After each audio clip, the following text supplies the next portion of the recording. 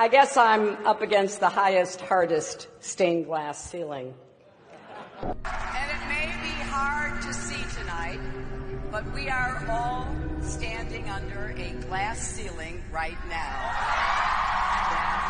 It was fine for all this talk about me running to break the big, hard glass ceiling. And although we weren't able to shatter that highest, hardest glass ceiling this time, thanks to you, it's got about 18 million cracks in it. Moments ago, Hillary Clinton appeared at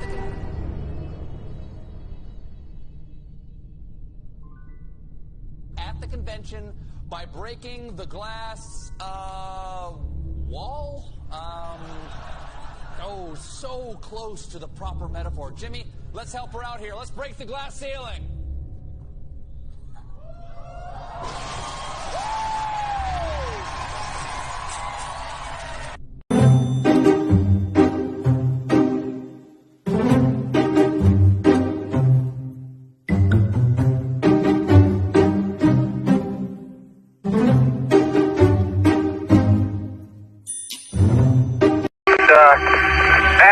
Rat. That looks like a comedy of errors on a tube. Yeah.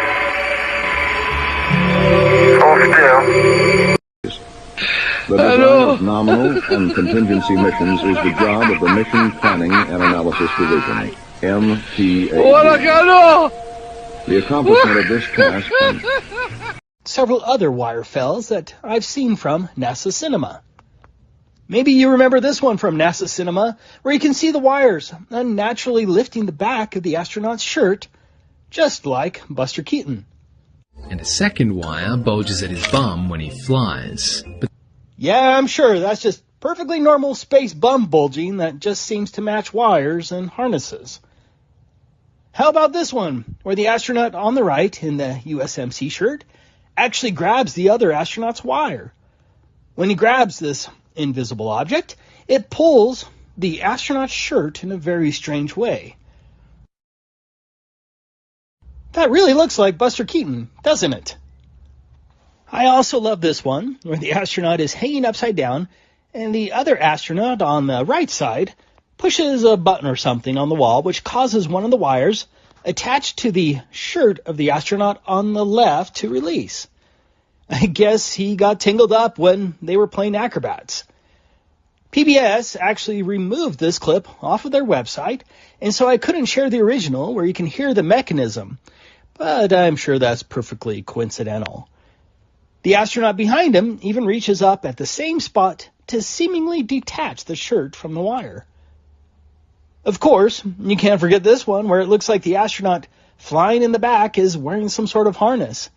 I guess that's just an everyday astronaut harness that they like to attach to their butts for some made-up science reason.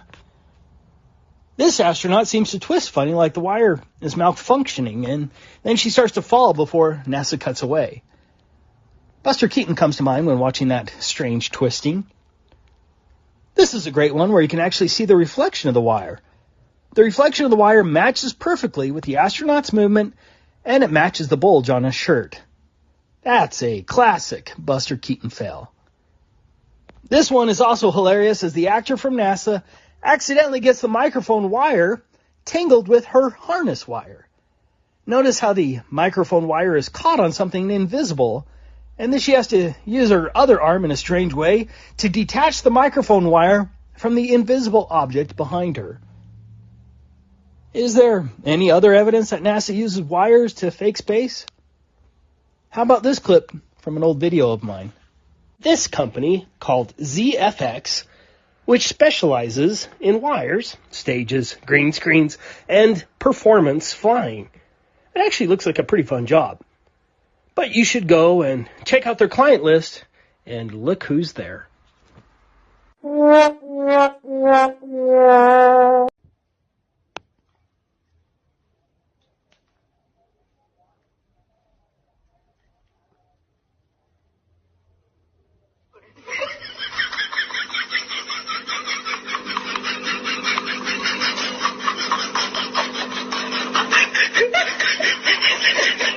Look at their rockets. This is how they claim they get into outer space, is these rockets. Their rockets never go straight up. Every single rocket launch from a government space agency, you'll notice, follows a parabolic curve.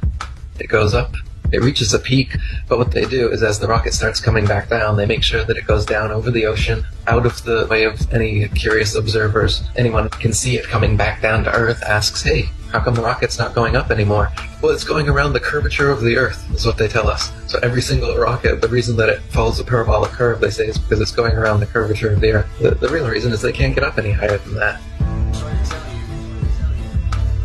The only thing that's been to space is your imagination.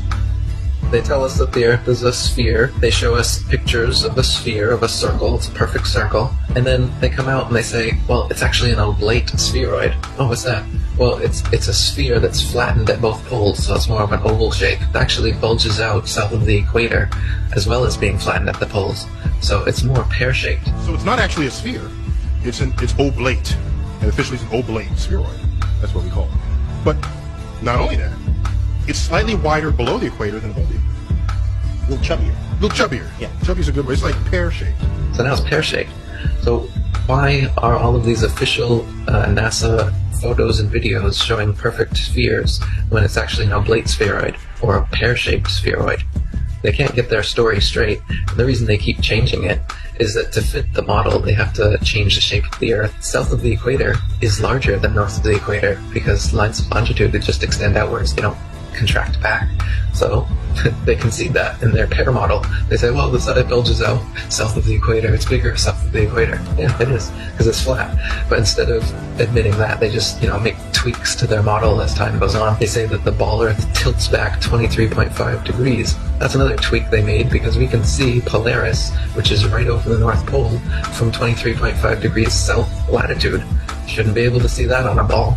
So they just tilt the Earth back and then okay, now you can see it. And so they come up with explanations in reverse like this. Damage control, reverse engineered explanations. As I will prove it here again, two different NASA missions claimed ownership of the same footage, making them liars. And the propagandists can't claim it's a simple mistake because both mission astronauts commented on the video as though they witnessed the event, and the second video was even altered slightly. Let's first watch the STS-32 mission, which launched on January 9th, 1990. I pulled the video from this channel, and the timestamp is there too in case you want to look it up yourself.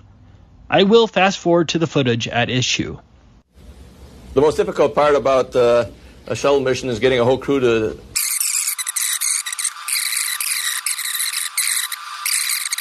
I want to see rockets that big. You see some of the ice floating around as the external tank comes off after the fuel is expended. This is on orbit after 8.5 minutes. Again, from that same camera in the belly of the vehicle, kind of a unique view of the external tank going down. This is the one part of the whole system that is not recovered. It breaks up in the atmosphere and lands in the Pacific Ocean in our case. Now, let's watch the footage from STS-78, which was launched on June 20th, 1996. And this is where I pulled the video from. I'll fast forward again to the footage in question. Here we are suiting up at the Kennedy Space Center for our launch on June 20th.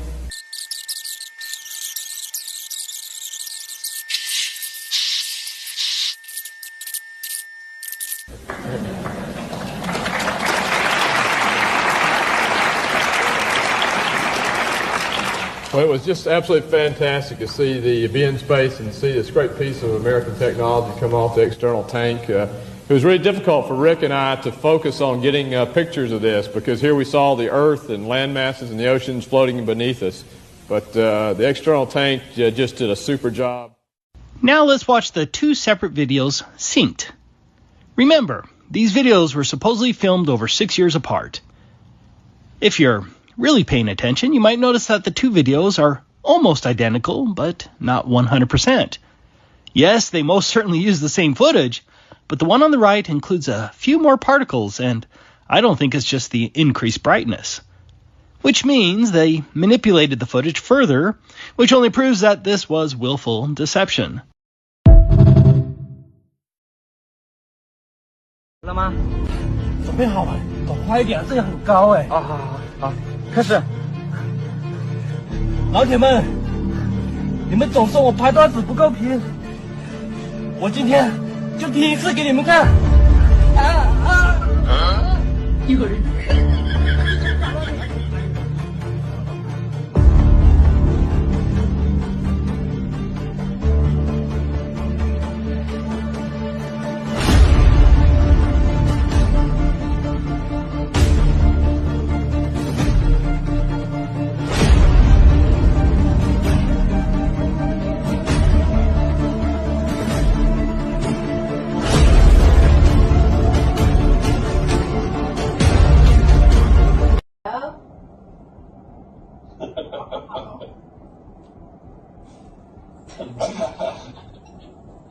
That's so cool.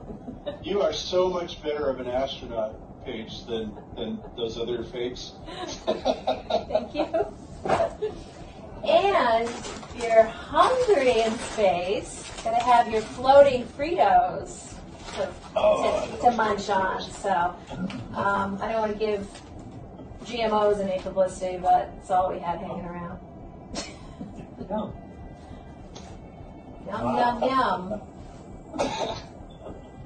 So it's all true. It's amazing, the zero gravity. It just everything just floats around.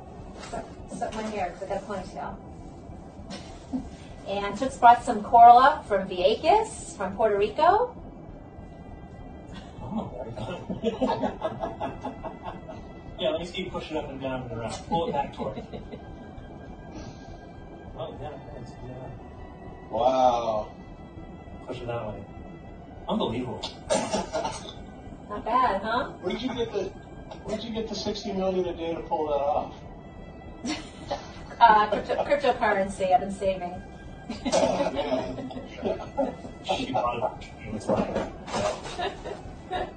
Oh, he doesn't back. Oh, I'm back. Oh no. Yeah. Not bad, huh?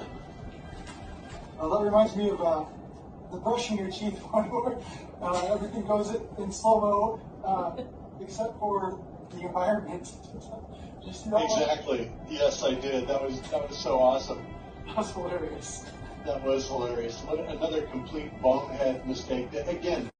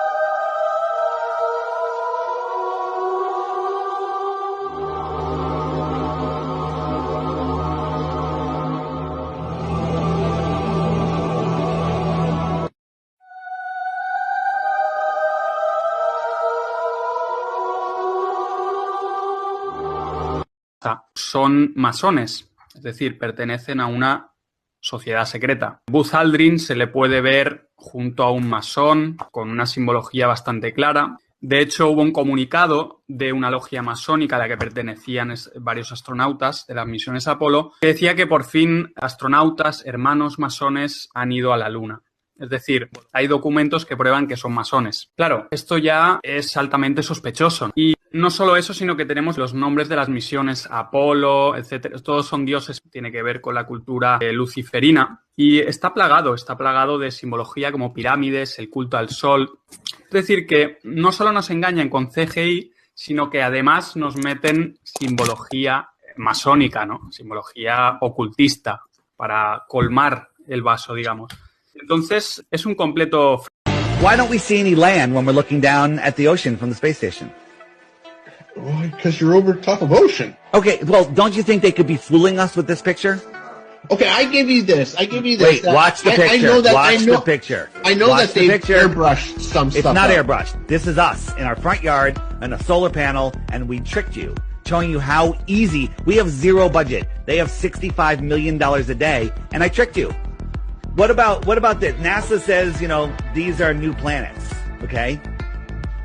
Would you believe? Why would you believe that? Why wouldn't you? Because they're frying pans. They're the bottom of frying pans. Again, zero budget. Zero budget. Here are 4 moons. And before the hand picks up the moon, tell me, is it sphere or not a sphere? Is that a sphere? Quick. Yeah. Okay. Yeah. Well, it looks like a sphere, but it's actually a half a cup. How about this one? Is this one a sphere? You're showing us half a sphere then on all of them. It looks like a sphere, but it's not either. It's flat. What I'm saying is, first, even if they were all spheres, it doesn't dictate the shape of the Earth. I've been lying to you this entire time. I'm on the space station. Okay? Prove me wrong. I'm on the space station. And I'm in Hollywood right now too. Yeah, but that's a painting. That's not even a real picture. You're floating, Dave. Look here. The Earth is a globe. Here's the proof. I got this cartoon over here. All right? The Earth is a globe. The only place that fear can exist.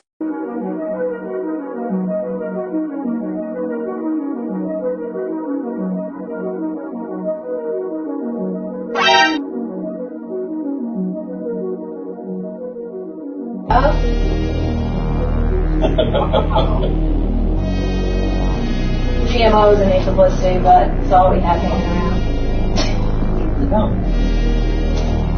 Yum, yum, yum.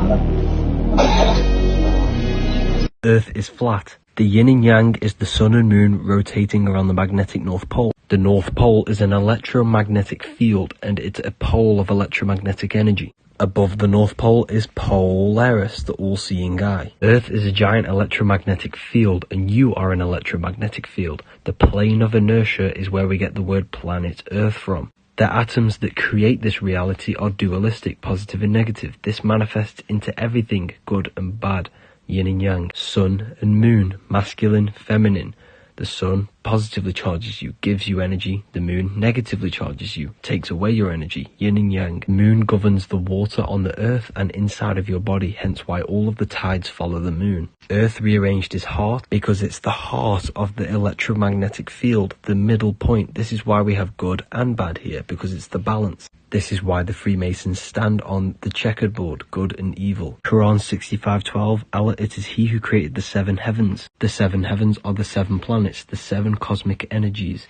The start of the solar system is the stars. The Wizard of Oz map has Emerald City in the center. This is symbolizing the center of the earth, where the emerald green aurora borealis comes out of. The stars with no light pollution create the arch, which is the sky god Nut in Egypt, which then got turned into the Masonic Royal Arch. The link is in the bio for the Book of Wisdom. The heavens declare the glory of God, and the firmament showeth his handiwork. This was on Wernher von Braun's grave when he died.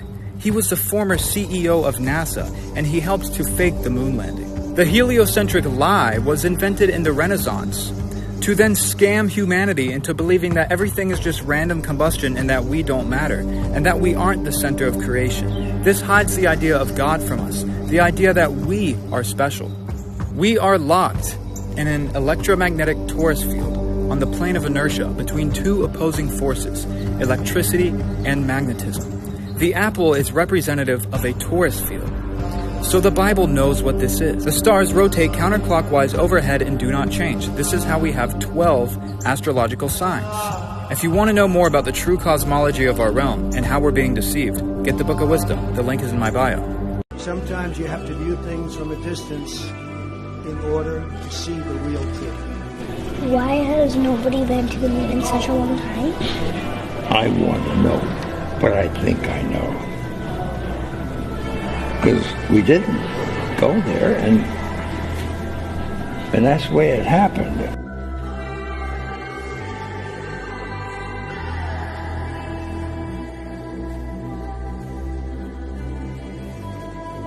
And it's floating.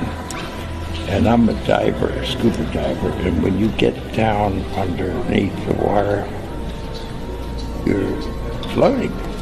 And that's just like in space.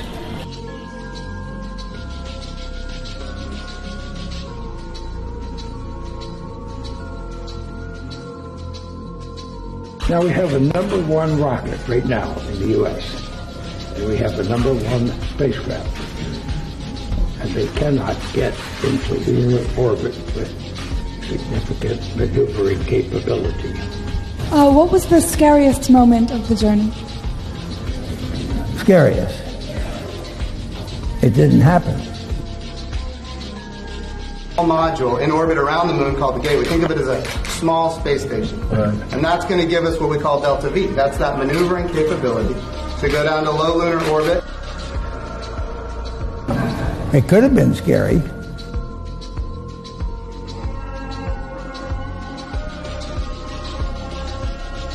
Last thing, I remember very clearly, I think anybody who was alive at the time does, I remember my parents waking me up and we went down and we watched you guys land on the moon. No, which you was didn't. No, you didn't. What? Because there wasn't any television. There wasn't anybody taking a picture. You watched animation.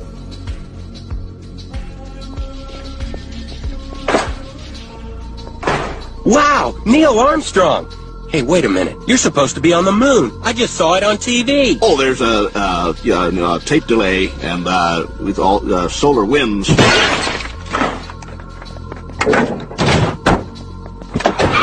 morning, as the International Space Crew attempted a spacewalk outside the station, here's a live look at the astronauts.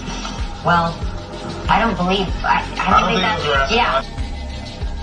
They've run out of anecdotes, you know, and they just start making stuff up. Yeah. Like that Neil Armstrong guy. Have you seen him on the talk shows? Neil Armstrong, you mean the first man to walk on the moon? Talk about a fish story. Yeah. You start to move, and then you make waves, or it's not quite the same as total floating. More fun up there. But that doesn't mean I like to see the fish. 2, 1.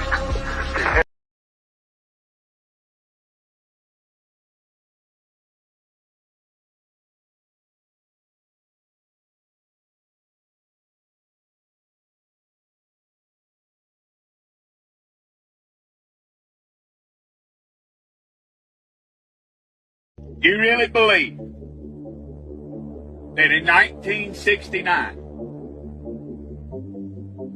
when televisions were still in black and white, and folks were still using rotary fucking phones, and most new cars sold in the United States didn't even have power windows or fucking air conditioning, that we just strapped two cowboys into what was essentially a fucking Coke can with a Chevy small block attached to it, and just launched them motherfuckers out into orbit on nothing more than a hope and a fucking dream, and somehow managed to land that glorified bottle rocket safely on an uncharted lunar surface, where they then got out and played hopscotch for a few hours, and then they got right back inside that motherfucker, and then somehow managed to launch themselves back off the goddamn moon with no infrastructure. And then a few short weeks later, they landed safely back on Earth. You really fucking believe that happened? God damn, you're a gullible son of a bitch. I bet you still believe in fucking Santa Claus, you goofy bastard. Watch his collar. Boom. Watch closely on his collar. How is his collar getting pulled out at a sharp angle abruptly that fast in 0G? Oh, his shirt's just floating. Then why is it getting jerked out at an angle? The other angle's even worse. I don't know if it's in this video. Watch this.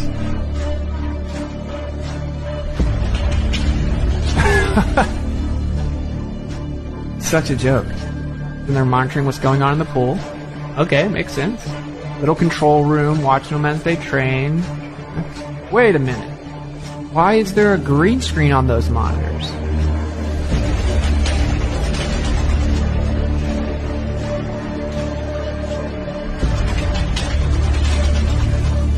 Something, look, a bee's in outer space, guys. Look at that.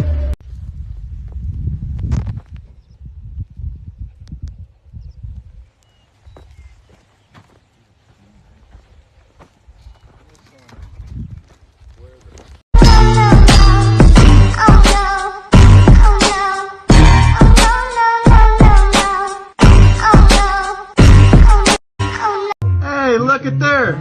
Prove beyond all reasonable doubt. Did you see that? The official NASA images of lunar exploration are fake. They chucked that thing out of a plane, dude, and said it came back from outer space. Look. In this film, we shall not only prove beyond all reasonable doubt that many of the fucking busted. images of lunar exploration are fake, but we color gloves and different length boots in pictures that were supposedly taken within minutes of each other. For example, in photo AS11-40-5873, Aldrin is wearing high boots and dark gray gloves. But just 2 pictures later, in AS11-40-5875, he has changed into smaller boots and white gloves. If Buzz was really in the vacuum of space in a pressurized spacesuit, he certainly would not have had time or reason to depressurize and repressurize his suit just to make these fashion adjustments. 6. None of the Apollo missions brought any extra studio lighting with them on the lunar lander, so the sun should be the only light source on the moon, and in all pictures taken there. In this case, the light should only come from one direction, and all shadows should be cast in the opposite direction. However, in dozens of official NASA photos, there are shadows being cast in up to 3 directions simultaneously, often at up to 90-degree angles, which can only be the result of multiple light sources. 7. Many pictures purportedly showing the sun, as viewed from the moon, are clearly just studio spotlights and not the sun. Apollo 12 photo AS12466765, for example, after computer... Been here once before. Been here once before.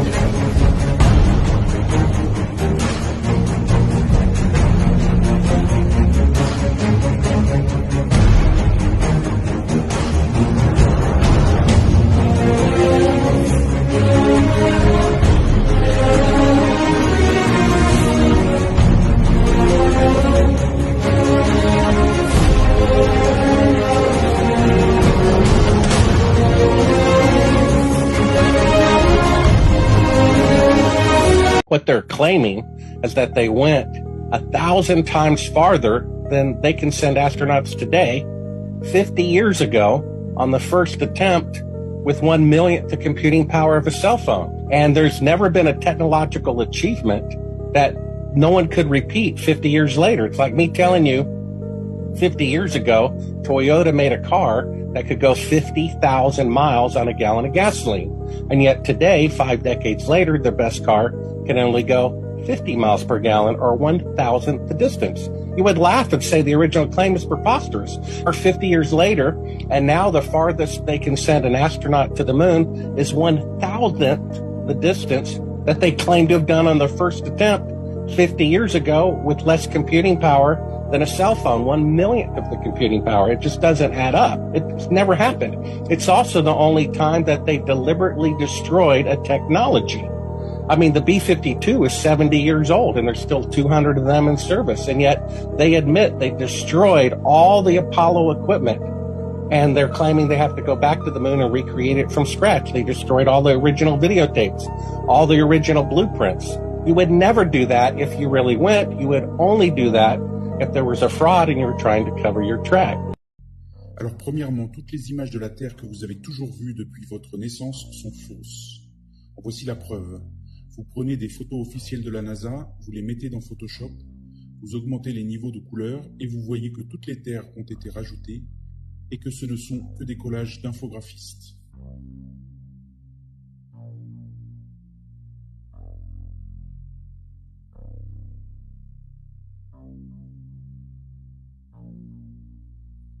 Des photos de la Lune de Saturne, c'est la même chose. La fameuse vidéo soi-disant prise derrière la Lune, qui montre la face cachée de la Lune. Là, les nuages copiés-collés. Et la photo prise par Neil Armstrong en allant vers la Lune, elle est fausse.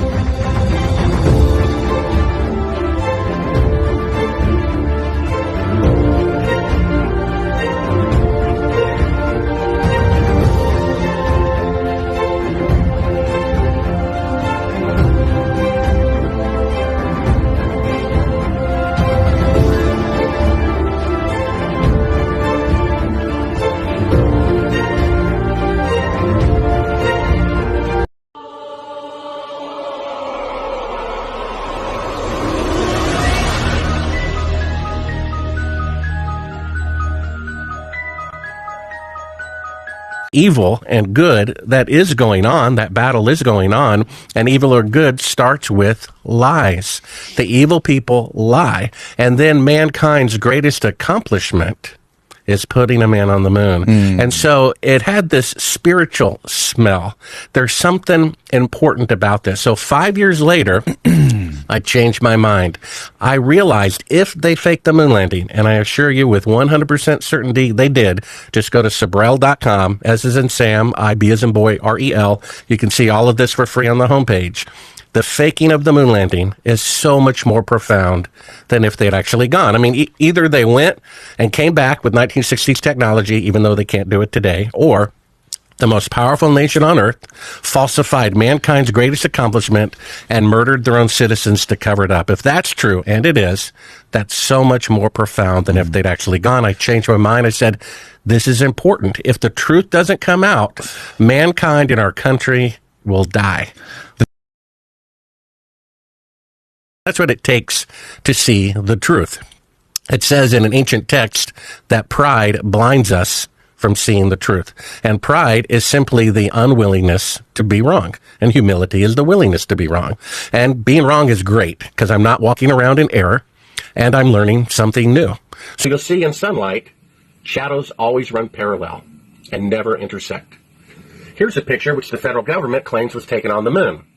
The astronaut shadow runs at 12 o'clock, and this rock, only about 5 feet away, the shadow runs at 9 o'clock. This is a 90-degree difference from objects 5 feet apart from one another. This proves that this was taken on Earth with an electrical light inside of a television studio. This is all the proof that you need that the moon landings were fake. If they could go to the moon with 1960s technology, men would be in another solar system by now. Men would have walked on Mars 10 years later, 40 years ago, which never happened. And there would be bases on the moon there today, of which there are none. It's the only time in the history of the world that technology that cost $175 billion was deliberately destroyed afterwards. We accept the reality of the world with which we're presented. It's as simple as that.